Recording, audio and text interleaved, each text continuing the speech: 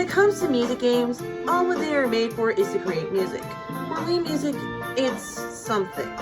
Particularly something weird. Hi, I'm Galactic and this is my first video on a game review, and our topic today is Wii Music, one of Nintendo's worst games. And when I say worst like that, it's honestly not that bad, just an average game. So is it that bad? Possibly.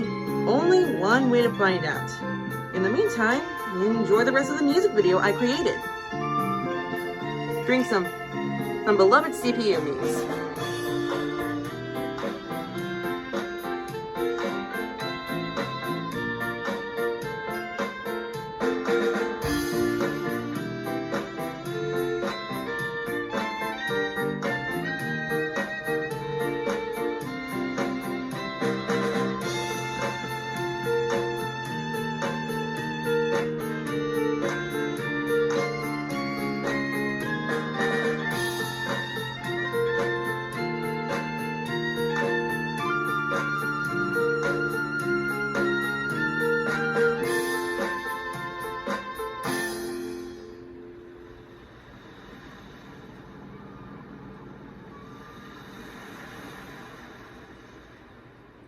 So to start things off, Wii Music was released for the Wii in 2008 on October 16th in Japan, October 20th in America, November 13th in Australia, and November 14th in Europe, with the ratings being a 63% in Metacritic, out of 10 in IGN, and 8 out of 10 in Nintendo Life. It was the fourth game of the Wii franchise, and unlike its cousins Wii Sports, Wii Play, Wii Fit, and Wii Party, Wii Music didn't get a sequel. Possibly due to the embarrassing E3 demo in 2008 it was featured in. But other than that embarrassing sight, like I said in the intro, is Wii Music really that bad? Only one way to find out.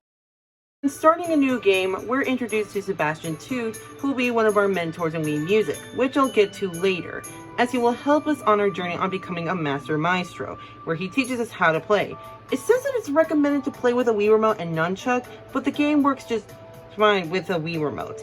In Wii Music, there are 4 ways to play. Those being our piano, guitar,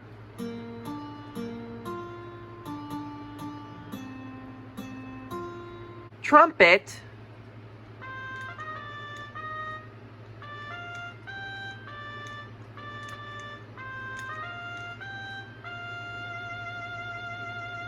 and violin.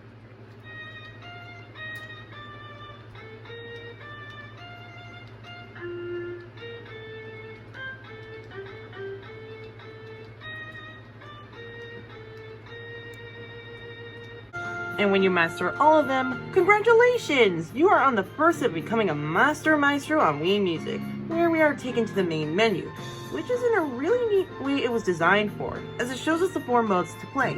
Going in counterclockwise on the bottom, there's Jam, which is the main mode, Lessons, where players can learn in different styles, Games, which there are 3 of them, and Videos, where players can view their creations, which I'll get to later.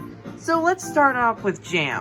Now, in Jam, there are 2 modes to play in, those being our Instrument Improv, where players can practice using instruments, and Jam Session, which is where players can create music. There are 2 options, those being Quick Jam and Custom Jam. Quick Jam is basically a randomly selected mode, whilst Custom Jam is where players can play any song they want, which is what I'll enter in. Now, since this is a Nintendo game, many newcomers to Wii Music will possibly guess that there's a lot of Nintendo songs. And while there are some Nintendo songs, mainly due to the fact that most of the songs are from the public domain.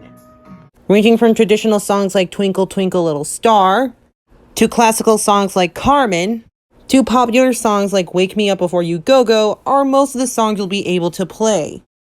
I get why they did it so that players can be creative about how they play their favorite songs, but come on, this is a game created by Nintendo. We're famous for creating Mario, Legend of Zelda, Pokemon, and Kirby, so they should have some songs about them. Now, after selecting one of the songs you want to play, this is the part menu, and in every song, there are 6 parts. 2 percussion parts that lay down the beat, a bass part that makes the deepest and lowest sounds, a chord part that acts as the backing noise, and a harmony and melody part that are the main lines. Like I said, Sebastian Toot is one of our mentors, and while they don't teach us, the toots here are substitutes for the 6 parts. Peter and Natalie are the percussion toots, Bob is the bass toot, Pedro is the chord toot, and JJ is the harmony toot, and Susie is the melody toot. Now if you look closely, there's a purple note icon in the corner.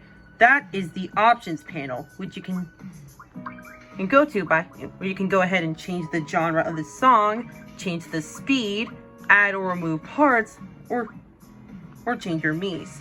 Since I'm playing Wii Sports, I'll be changing the song's genre to rock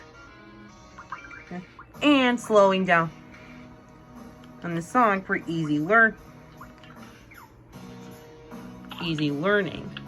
And I selected the part of the tambourine. It's time to start. There is one more thing in Jam Session. Pressing the minus button will toggle on or off of the guide, which you will desperately need. I get that this game encourages creativity, but it should also encourage the sense of rhythm, as new players will be lost without the guide. Once you finish a part, you have a choice between different options. You can save the music video you created, restart the jam session, view the replay, or select another instrument. So I'll be heading to the change instruments option. And like I said about the options, you can change your Mii's, causing a little bit of variation on who you want to create music. And after selecting my Mii, I decided to go to the next percussion part, which is the rock drums. And after playing 3 more times, which, yes, it is tedious, by the way, I finished my rock cover of Wii Music, and now it's time to keep it as a video. First, Sebastian congratulates us, and then tells us to rank our own song. Yes, you have to rank your own song. The game doesn't rank it for you. Then you make the jacket. And honestly though, I'm decent at this. See, then let's go ahead and there we go. Change the frame, and voila, beautiful.